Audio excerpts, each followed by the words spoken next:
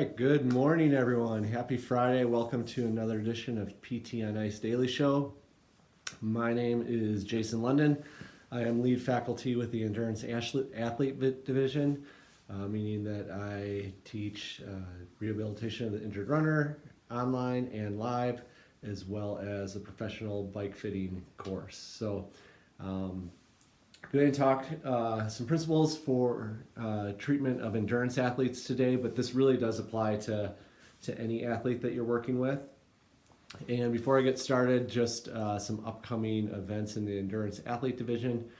We have our next cohort of rehabilitation of the injured runner online starting next week on the 26th. And then we have some live courses lined up for the end of the summer and early fall for both rehabilitation of the injured runner live and the professional bike fit course. So go over to ptonice.com to check out the dates and join us.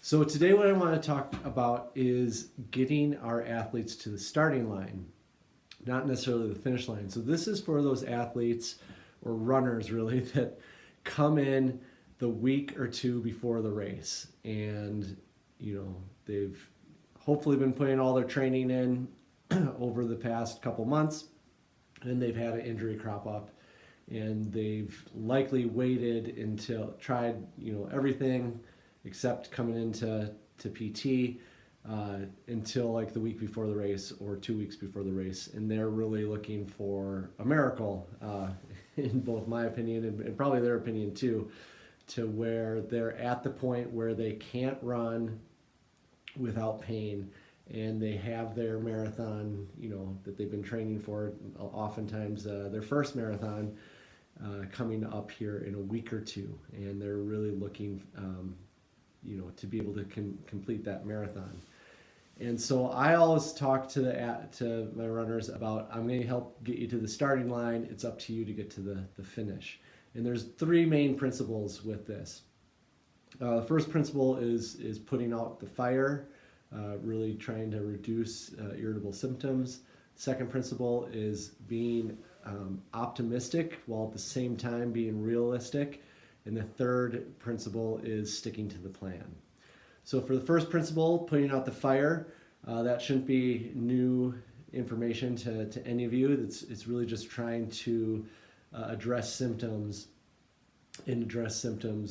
quickly and get things to calm down as quickly as possible. So that's really where some of the modalities that we have available to us, like trigger point dry needling, some of our manual therapy skills, and taping techniques or temporary orthotics are going to really help with that. So we're just doing anything we can to move the dial to make those symptoms less irritable and allow that runner to run with minimal discomfort ideally. So again, for someone who's coming in with a kind of acute IT band or lateral knee pain, trigger point dry needling, particularly on the vastus lateralis, works really well.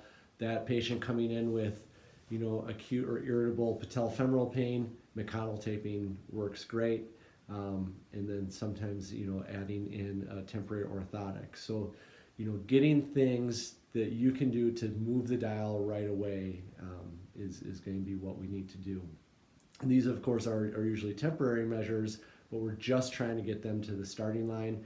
And then in addition to that, we want to really educate our runners on how to manage symptoms during the race. So if it's an ultra race or a trail race, having them stick some KT tape or extra KT tape, in their pack or running vest. Talking about, walking through water stops and running in between water stops, walking down hills, if there's hills on the course, if their symptoms are going to be more irritable with running downhill, which for most running-related injuries, that's going to be the case. And the second principle is being optimistic, but with a healthy dose of realism. So, really, again, hopefully that runner has been following a training plan and been putting the training in, so they have this history of at least several months where they've been putting the work in, ramping their mileage up and training appropriately. And just, letting them know that they have all of that training, under their belt. Their body has adapted to that, and they're going to be able to perform this run. But being at the same time realistic, and if it's something where you're suspecting a stress fracture, or their symptoms are just so irritable that you really don't think, and you're not able to move the dial on those symptoms, letting them know that, hey, this is likely not going to be your race, and you may not, we may need to pull the plug on this race and look to something further out. See if the race director will give you a waiver or a deferral to the next year, or see if you can transfer your bib to another runner and go forward for that next race. Or in most cases, just saying, hey, this is not going to be, the race to try to PR, likely because of the nature of your symptoms. We're just going to try to get you to the starting line, get you to run through the race, and then we'll pick up the pieces after the race and get you back to running without pain and on a proper training regimen with that. So again, getting our patients to the starting line and leaving it up to them to get to the finish line. And then the last thing, last principle is following the plan. So again, hopefully they have been following a training plan. If they have not been, that's likely a main factor on why they developed their symptoms or their injury.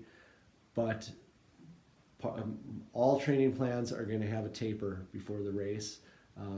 Most will be about a 2 to 3 week taper before the race. Some will have a 1 week taper. So really drilling home to the runner that, hey, I know we only have 2 weeks left. You put the time in, you have the mileage in, but I know you want to be tempted to go out and see if you can run, that 20 miler without pain in order for the marathon, but that is not the right approach for this. Even though it might give you the confidence that you're able to do the race, you're not going to do the race well, and very likely you're going to aggravate symptoms, so that race will not go well. Stick to the plan with what the taper is, even if it's very low mileage and it's all the mileage is underneath that threshold for where your symptoms are coming. We'll take care of getting your symptoms calmed down with the day-to-day and those shorter runs, and you will be ready for that race. But I can't tell you how many times I've told that to runners, but they still go out and try to get that longer mileage run in just so they have the peace of mind for the race, and it's only a week or two before the race. And if it hasn't flared up their symptoms, it definitely is going to affect their performance on the race by not having that taper. So again, 3 principles for getting our athletes to the starting line. If they've had aggravation of symptoms or injury just a couple weeks up until their event, first and foremost is putting out the fire, addressing symptoms and educating about symptom management for during the competition. Second is being optimistic, so being encouraging and letting them know that they have put all this work in, that their body is resilient and they've adapted to this, but also at the same time being realistic that this may not be their event to PR. But let's talk about getting to the starting line and at least starting the race. And then third, sticking to the plan, making sure that they are sticking to that taper for those last couple weeks, and that they're not tempted to try to go out and do a longer run or a higher intensity run, to make sure so that they have the peace of mind that their symptoms aren't going to flare up, because that's just not the recipe for success. So hopefully that was helpful for you. We are getting into starting to get into marathon season here, and so I know for me historically that's where I get a lot of runners coming in that week or two before that 26.2. But we also are in fun run season, 5K season, etc. and same thing.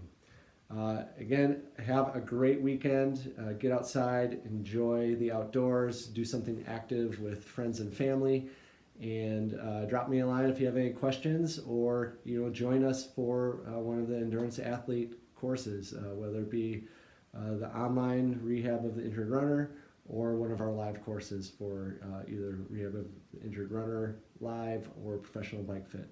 Thanks.